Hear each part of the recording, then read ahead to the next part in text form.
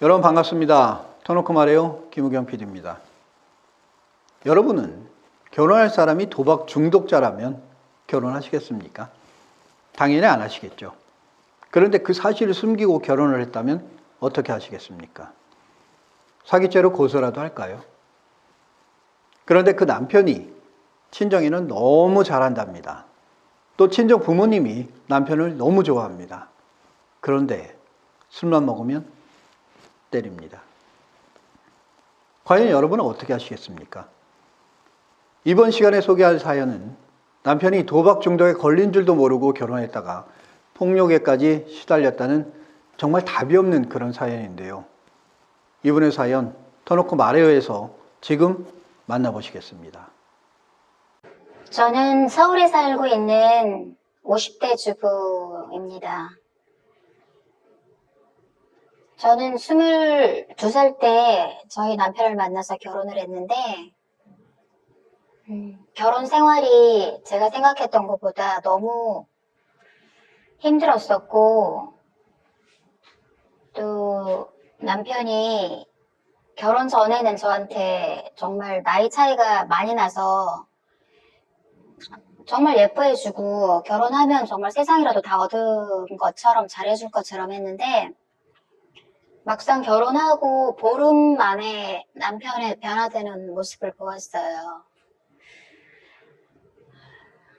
저희 친정은 7남매, 제가 이제 7남매 중에 6번째 딸이고 자식이 7이다 보니까 부모님이 자식들 다 가르치고 대학 입학시키고 졸업시키고 하느라고 너무너무 고생을 많이 하셨는데, 저희 오빠하고 언니가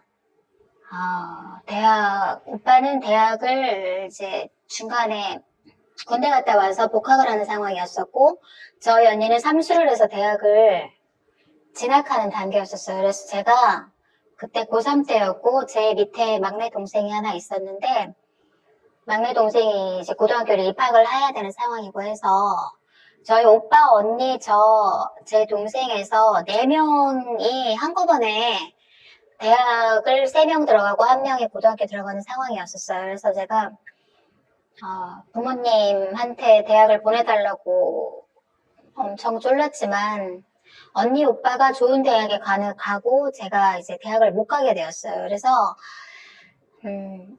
그때 이제 20살 고등학교 졸업하던 해에 제가 많이 방황을 했던 것 같아요. 고등학교 다닐 때는 정말 학교하고 집 밖에 모르고 그냥 평범한 여고생으로 고등학교 생활을 했었었는데, 대학에 진학을 못하면서 이제 인문계를 나와서 이렇게 취직도 못하고 이렇게 있다 보니까 집에서 언니 오빠 아침마다 매일 이렇게 책 옆구리에 끼고 핸드백 들고 학교 가는 모습 봤었었고, 또 동생은 또 교복 입고 고등학교에 학교 다니는 그런 모습이 너무너무 저한테는 스트레스였었어요. 그래서 제가 20살 되던 해에 정말 평범했던 고등학교 생활을 마치고 그때부터 방황을 시작했던 것 같아요. 근데 사춘기가 와가지고 그때 그래서 가출을 했었었고, 친구네 집에서 한 2달인가 이렇게 같이 생활하면서 집에는 그러니까 부모님한테는 아예 연락도 안 하고 그렇게 부모님 걱정을 끼쳐드렸었는데, 그런 생활을 하다 보니까 저도 이제 집에서 이제 나중에 이제 집에 들어가서 집에서 이제 오빠 언니 대학 다니고 이렇게 하는 모습이 너무 저한테는 너무 스트레스였었어요. 그래서 나만의 공간, 나만의 어떤 자립하고 싶었던 어떤 그런 생각이 그때 굉장히 강한 상황에서 어쩌다가 저희 남편을 이제 만나게 됐었어요. 22살 때였었는데, 저희 옆집에 살던 이제 어떤 아줌마가 지금은 이제 남편의 여동생이었었는데, 그때는 이제 동네에 사는 아줌마가 이제 저희 집에 놀러 왔다 갔다 하면서 저를 보고 자기 오빠를 저한테 소개시켜 준 거예요. 그래서 이렇게 약속 장소에 딱 나갔을 때 저는 사실 좀 되게 많이 설레했었었고 또 선이라는 걸 처음 보고 하니까 어떻게 해야 될지 좀 당황되기도 했었었는데 남편을 이제 약속 장소에 만나서 처음 딱 보는 순간 너무 멋진 거예요. 저희 신랑이 그 키도 되게 컸었고 등치도 이렇게 완전 남자다운 그런 스타일.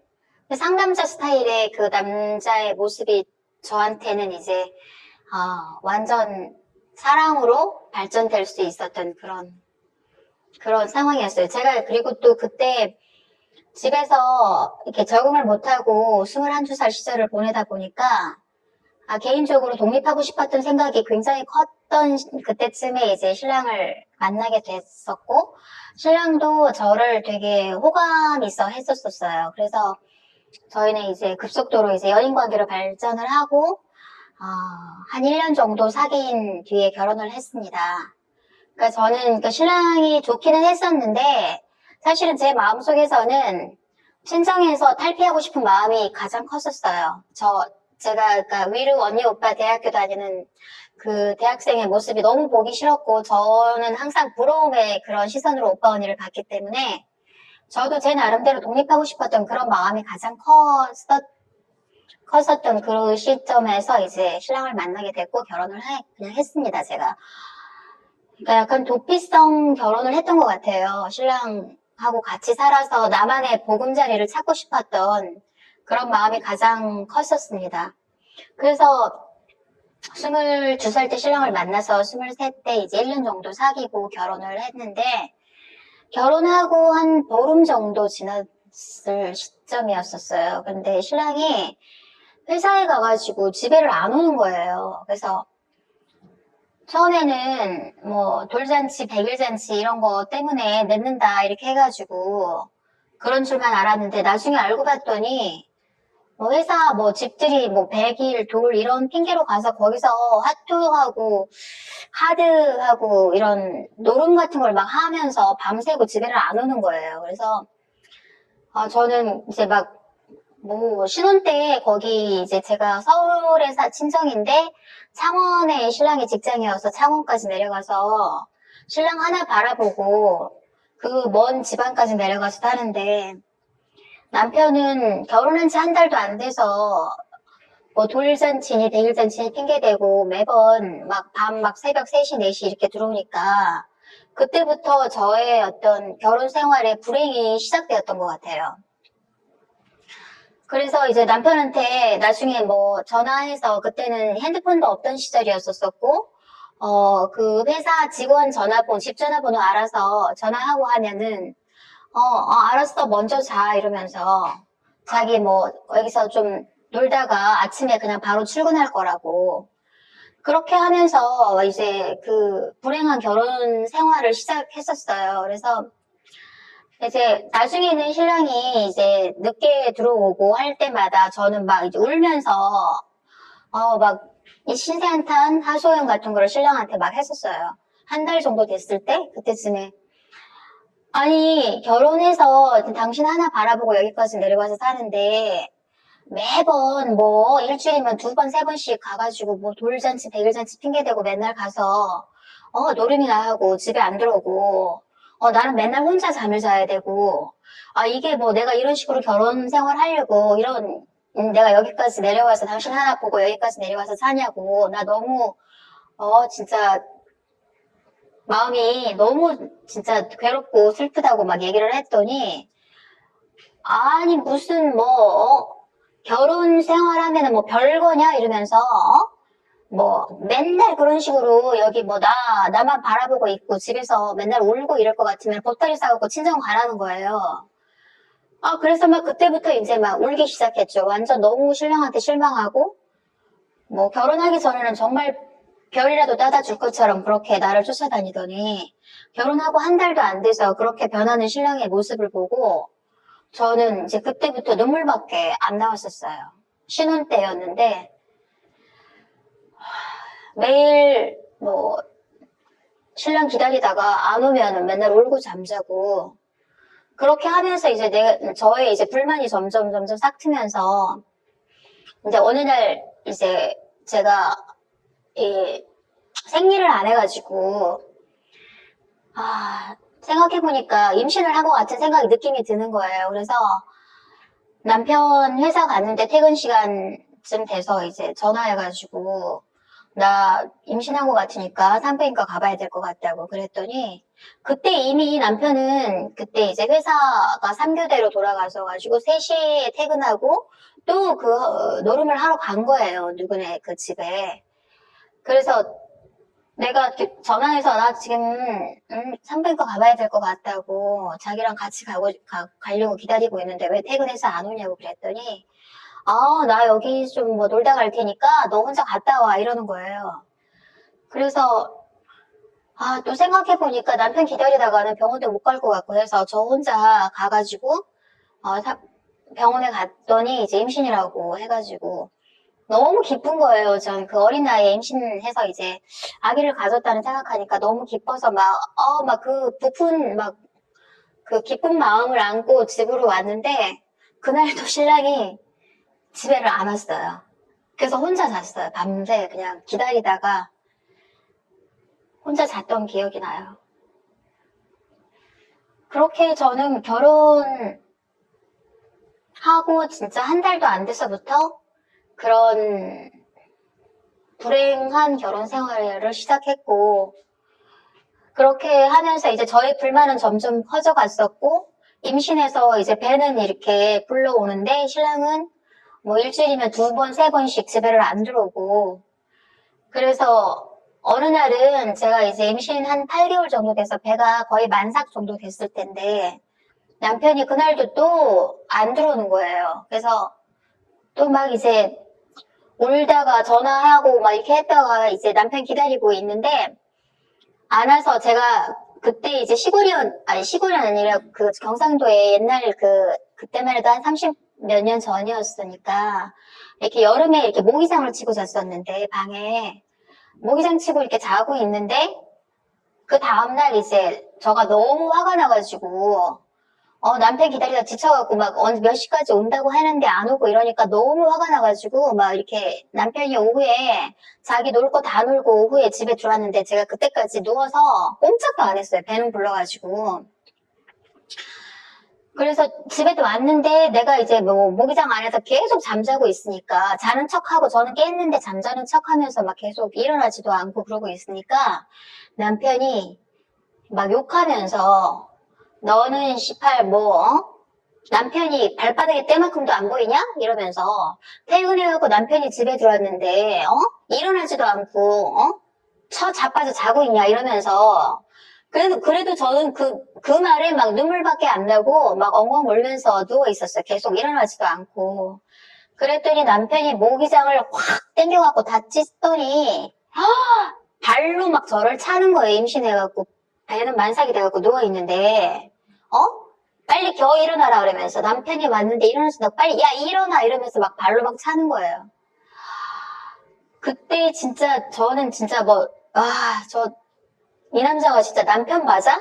아니 자기 자식을 가지고 지금 진짜 만삭이 돼가지고 누워있는 와이프한테 자기는 뭐 잘했다고 그 전날 집에 들어오지도 않고 집 밤새 놀다가 그 다음날 오후에나 집에 와가지고 내가 누워서 안 일어난다고 나 막 발로 막 걷어차고 임신했는데 배를 차고 막 하니까 뱃속에서 아기가 막 똘똘 뭉쳐가지고 막 배가 엄청 아픈 거예요. 그래가지고 막 엉엉 울었어요. 진짜 인간 대접 진짜 남도 진짜 이렇게는 안 하겠다 싶은 게 어떻게 자기 새끼 가진 와이프한테 자기가 한 잘못을 생각도 안 하고 이렇게 자기 생각만 하고 진짜 너무너무 마음이 아픈 거예요. 그리고 제가 무슨 말을 해도 그 말을 들으려고 하지도 않고 완전 막무가내 무식한 행동하면서 발로 걷어차고 그래서 내가 일어나가지고 어떻게 이럴 수가 있냐고 당신이 내 남편 맞냐고 이러면서 내가 막 울면서 대드니까 옆에 있는 나무 옷걸이 봉이 이게 걸려 있었는데 그거를 들더니 나를 때리려고 하는 거예요. 그래서 나가 나가라고, 막 나가라고. 당신 꼴도 보기 싫으니까 나가라고. 내가 혼자 키울 테니까 너 없어도 괜찮다고. 나 혼자 살 거라고 나가라고 하면서 막 물었었어요, 그때. 그렇게 하면서 남편의 그때 임신했을 때부터 그렇게 폭력을 저한테 막 했었었고, 그 이후로 아기 낳고 난 뒤에도 정말 자주 저한테 폭력을 행사하는 거예요. 막 별것도 아니고 자기 얘기에 내가 귀 기울여 주지 않고 한 두세 마디 정도 내가 이렇게 말대꾸를 한다거나 그러면 누워있다가도 막 자기가 봤던 신문이든 뭐든 들고 있는 그 손에 들고 있는 게 막 저한테 막 날라오는 거예요. 그때부터 이제 저는 이제 막 헤어진다는 생각은 그때는 전혀 못 했었었고, 계속 그런 식으로 주기적으로 맞고 살면서 애기 하나 더 낳고 살면 좀 괜찮겠지 이러면서 그때 그렇게 참고 살았었어요. 그래서 제가 이제 둘째를 낳고 애들 둘 키우고 살 때도 남편의 폭력은 계속 그런 식으로 주기적으로 했었었고,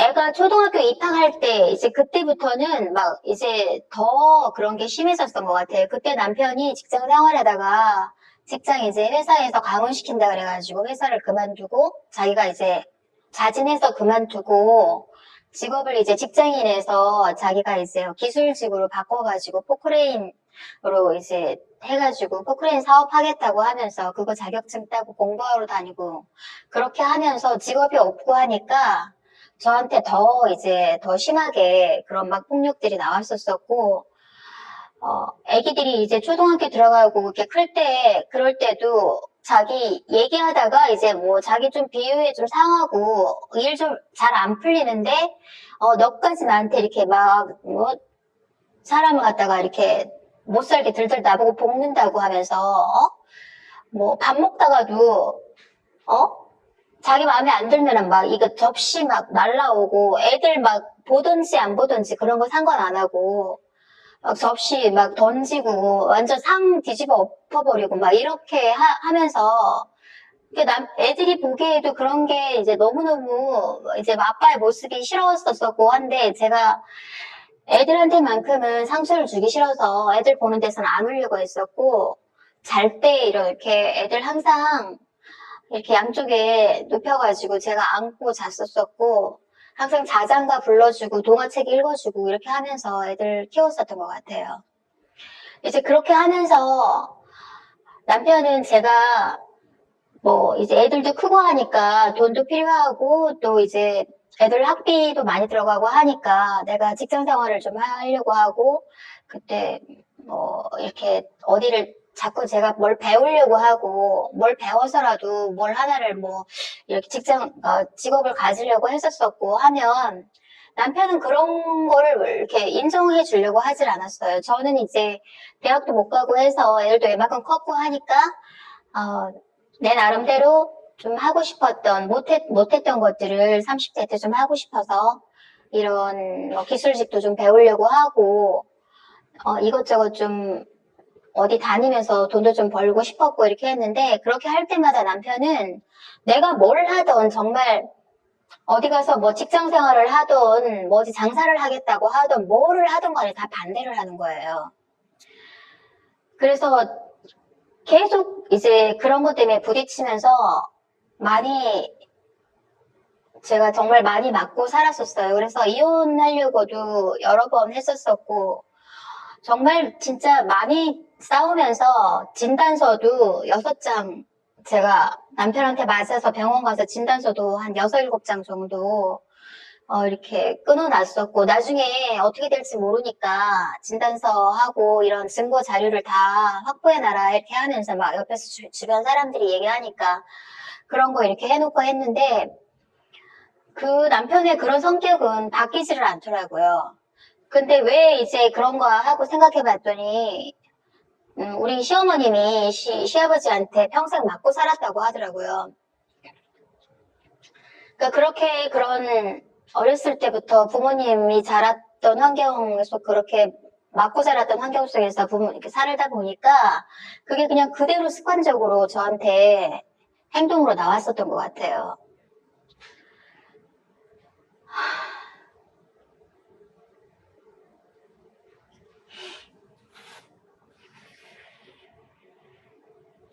저는 이혼하려고 정말 여러 번 생각을 했었었는데 애들이 초등학교도 아니고 중학교도 아니고 해서 애들 때문에 헤어질 수가 없는 거예요. 내가 얘네들 놓고 진짜 나 혼자 잘 살겠다고 나가면 애들이 얼마나 상처를 받을까 하는 생각 때문에 그냥 참고 살았던 것 같아요. 그렇게 해서 지금 여기 뭐 머리 뒤에도 흉터가 있고 발에도 여기 정갱이에도 맥주병으로 맞은 흉터도 있고 막 한데 애들한테 니네들 때문에 못 헤어지고 엄마가 그냥 참고 살아야겠다고 이렇게 얘기하니까 우리 애들이 어렸을 때는 그게 무슨 말인지 몰라서 그냥 듣고만 있고 했는데 우리 큰애가 이제 고등학교 들어가면서 아빠의 이런 막 폭력 이런 거 그런 게 이제 주기적으로 막 하는 걸 보고 하면서 과일 같은 거 사다 놓으면은 과일 박스로 이렇게 사다 놓고 하면은 자기 성질 나면은 막 칼 가지고 어느 날 보니까 막 과일을 갖다가 이렇게 막 귤 한 박스를 사다 놨는데 귤을 갖다가 막 칼로 박스 뜯지도 않고 그 위에서 막 이렇게 막 계속 막 누구를 찔러 죽이듯이 막 찌르고 있는 거예요. 그 모습 보니까 너무너무 가슴이 막 완전 막 정말 섬뜩한 거예요. 그래서 막 왜 이러냐고, 왜 이런 행동하냐고, 당신 미쳤냐고 이러면서 내가 막 뭐라고 하니까 또 나한테 막 너 저리 가라고 이러면서 너 꼴도 보기 싫다고 너 네 하고 싶은 대로 하고 살면은 너 혼자 가서 살으라고 하면서 막 나를 막 밀쳐내는 거예요. 그래서 내가 막 당신이 이제 막 정신까지도 막 이제 뭐가 잘못됐냐고 왜 이러냐고 애들 보는 데서 지금 칼 가지고 뭐 하는 거냐고 막 이랬더니 막 저한테 막 힘으로 저를 막 밀어붙이면서 막 욕하면서 너 저쪽으로 가라고 이러면서 막 나를 막 밀치면서 막 자기 혼자 막 난리를 치더라고. 그거 막 귤박스를 막 칼로 막 찌르면서 그때 이제 우리 아들이 봤어요. 그런 장면을. 걔가 고등학교 1학년 때였었는데 아빠를 거기서 힘으로 확 밀치더니 칼 확 뺐더니 바닥에다가 우리 아들이 확 막 집어 던지고 아빠 막 왜 이러냐고 우리 보는 앞에서 맨날 뭐 이렇게 싸우고 이렇게 난리치고 살 것 같으면 우리 아빠 엄마 헤어져도 괜찮으니까 우리 생각하지 말고 이혼하시라고 이러면서 막 아빠를 완전 힘으로 제압을 해가지고 막 바닥에다가 아빠를 딱 그냥 식탁에다 앉혀버리더라고요.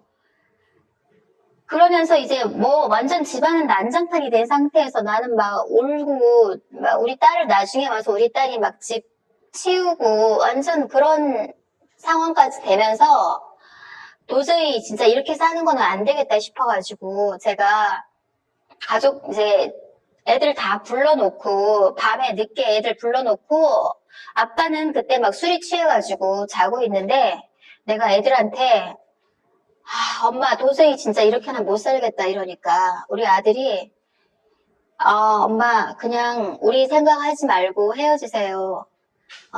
저희는 엄마 아빠가 행복하게 사는 걸 원하지 이렇게까지 싫은데 서로 정말 뭐 진짜 서로 너무너무 이게 안 맞아서 싫은 상태에서 이렇게 같이 이렇게까지 우리한테 싸우는 모습을 보여주면서까지 사는 걸 원치 않는다. 그냥 엄마 아빠 각자 살고 싶은 길을 가세요. 이렇게 얘기를 하더라고요. 그때 저는 이제 마음을 정리를 했어요. 저는 이제 온실 속에서 사는 것처럼 집에서 남편 뒷바라지나 하고 밥이나 하고 빨래나 하고 집안 가정주부로서 그냥 바깥에 내가 하고 싶은 거를 아무것도 하지도 못하고 그렇게 가정주부로서 사는 그런 삶보다는 그러면서 신랑한테 뭐 조금만 부딪히면 이렇게까지 뒤집어지게 싸우고 맨날 맞고 살고 이렇게 사는 거는 이제 그만해야 되겠다. 애들 그나마라도 지금까지 애들을 보기에 참고 살려고 했는데 애들조차도 부모가 이렇게 사는 거를 원하지 않는구나. 그렇게 생각하고 정말로 헤어져야 되겠다 결심을 했던 게 우리 아들 고등학교 1학년 때였던 것 같아요.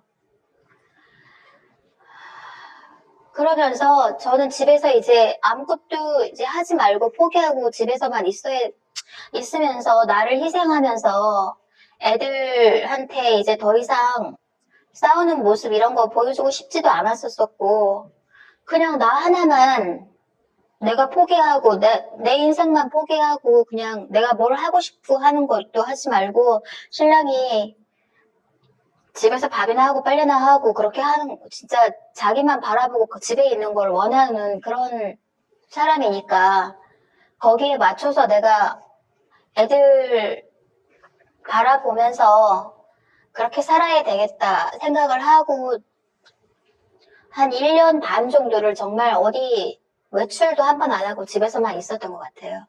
그러면서 이제 제가 막 우울증이 오기 시작하더라고요. 막 정말 나를 참고 남편의 그 폭력 행사하는 거를 보기 싫으니까 정말 어디 외출하는 것도 안 하고 그냥 집에서 진짜 순수 정말 자식이나 키우고 가정주부로서만 살려고 그렇게 나를 막 완전히 이렇게 억누르고 이렇게 집에만 이렇게 1년 이상 있으니까 어느 날 창문을 딱 열었는데 막 밑에서 아파트에서 밑을 바라다 보니까 꽃도 막 펴있고 봄이었는데 막 나비도 날아다니고 그런 너무너무 그 봄의 따뜻한 전경이 제 눈앞에 이렇게 보이는 거예요. 그때 제가 창문 열고 딱 뛰어내리면 저 꽃밭에 위에 제가 이렇게 나비처럼 팔랑팔랑 날아가서 거기 위에 딱 앉을 것 같은 거예요. 그래서 정말 막 뛰어내리고 싶은 충동이 막 그때 막 완전 정말 창문 딱 열고 뛰어내리고 싶었어요. 진짜.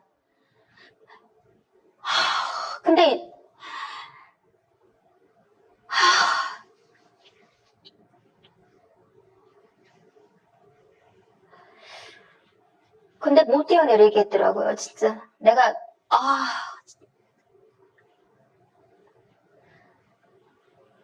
그 막 집에만 있어서 그 폐쇄공포증이라고 해야 되나? 막 이런 것들, 우울증 막 이런 게 같이 와가지고 창문만 열고 바깥만 봐도 그 바깥 세상이 나를 막 반기듯이 내가 저기로 나가면 온 세상이 나를 막 다 반겨줄 것처럼 그런 우울증에 시달리고 그러면서도 막 집에서 방 안에서 막 울고 불면증까지 와서 밤에 잠도 하나도 못 자고 막 이틀 밤, 3일 밤 잠 못 자고 이렇게 사는 삶이 언제까지 살아야 되나. 나의 인생은 정말 이렇게 살면서 내가 20대 때 내가 펼쳐보지 못했던 꿈을 결혼 생활로 이어졌고 그런 결혼 생활이 나의 자립이고 독립이고 정말 온전한 나만의 행복한 삶이라고 생각을 했었는데 결혼이라는 저의 정말 선택이 저한테는 완전 감옥 같은 그런 생활을 더 정말 힘들었던 그런 생활을 거의 20년 가까이 했습니다.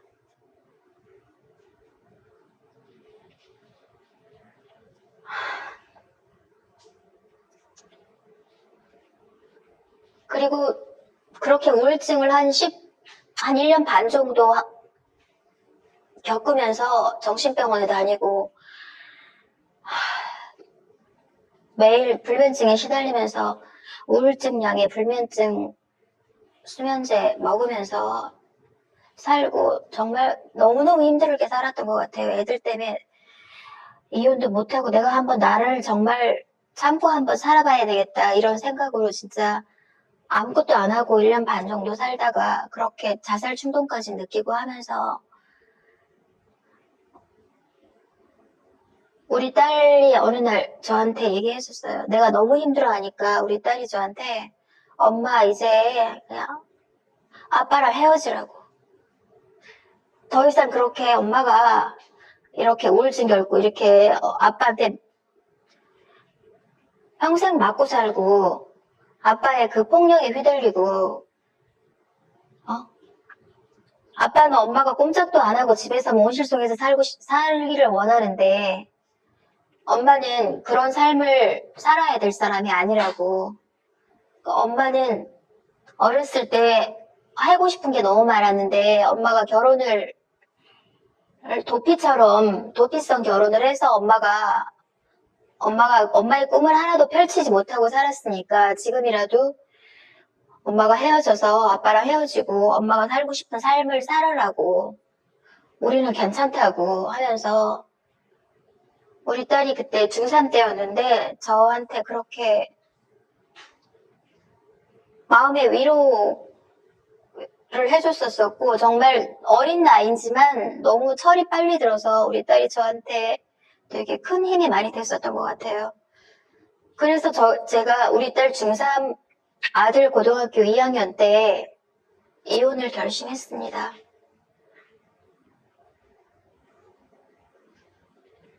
그리고 이혼도 정말 힘들게 했었고 바깥에서 제가 2달이나 나가 있으면서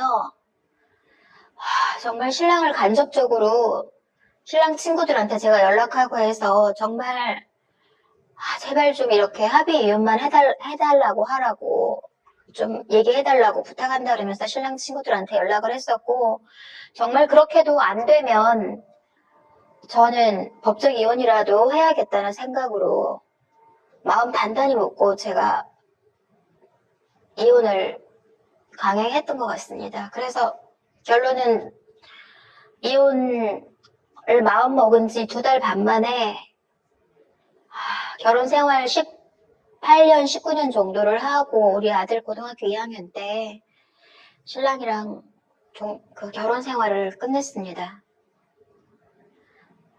그리고 저는 20살 때 못 해봤던 정말 억눌려 있던 그 삶을 제 나이 40이 돼서 남편하고 이혼하면서 그때부터 정말 제가 하고 싶었던 삶을 그때부터 나이 40에 하나하나씩 다 이루면서 살았습니다. 그때 가지 못했던 대학도 40대 돼서 대학도 들어갔었고 저는 정말 어렸을 때부터 해외 나가서 정말 이렇게 넓은 세상에서 많이 공부도 하고 싶었고 그런 꿈이 있었는데 부모님이 자식들을 너무 많이 낳아서 학교를 다 가르쳐야 되는 상황이라 제가 또 대학도 못 가고 했었는데 이혼하고 난 뒤에 우리 딸 유학 보내면서 해외 생활도 자유롭게 하면서 제가 하고 싶었던 영어 공부도 많이 했었었고 우리 딸과 같이 또 해외여행도 많이 다니고 하면서 제가 그동안 억눌려서 살았던 그런 저의 인생에 정말 제 스스로가 나는 이렇게 자유롭게 살 만한 자격이 있어 이렇게 제 스스로가 위로하면서 많이 하고 싶었던 거를 많이 하면서 살았던 것 같습니다. 그리고 지금 저는 제가 제일 또 하고 싶었던 시니어 모델 활동을 하면서 지금은 정말 20살 때 저의 불행했던 그리고 결혼했을 때 제가 진짜 남편한테 그렇게 폭력적인 어떤 그런 불행했던 결혼 생활 그리고 저를 꼼짝 못하게 했던 아무데도 가지 못하게 했고 제 사회생이라든가 어떤 저의 인생은 정말 일도 없었던 정말 전혀 없었던 그런 삶을 나이 40이 되면서부터 저는 다 하고 살았던 것 같아요. 그래서 지금 저는 너무 행복합니다. 지금 제 삶이. 밝은 얼굴로 녹화 스튜디오에 들어오셨던 이분의 얼굴이 떠오릅니다. 그리고 이런 이야기 정말 아무에게도 안 했다면서 아주 쑥스러워 하셨습니다. 그리고 말했습니다. 본인은 요즘 너무 행복하다고 말입니다. 이혼 후에 어릴 때부터 꿈꿔왔던 유학도 아이들과 함께 다녀왔고 그렇게 하고 싶었던 공부도 실컷 했다고 합니다. 이분의 앞날에 언제나 행복이 가득하길 바랍니다.